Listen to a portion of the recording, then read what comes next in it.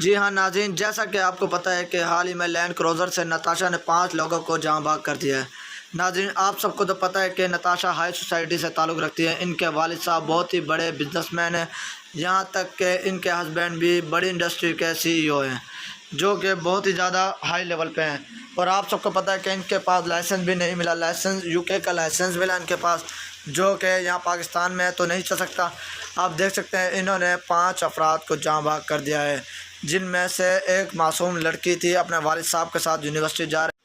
ناظرین، لڑکی کی بھی تصویر شیئر کرتا چلتا ہوں، جو کہ اپنے والد صاحب کے ساتھ یونیورسٹی جا رہی تھی۔ انہوں نے اپنی لینڈ کروزر سے ان کو مار دیا۔ ناظرین، یہ بہت ہی زیادہ افسوسناک واقعہ ہے، آپ خود دیکھ سکتے ہیں ان کے گھر پہ کیا بیت رہی ہوگی۔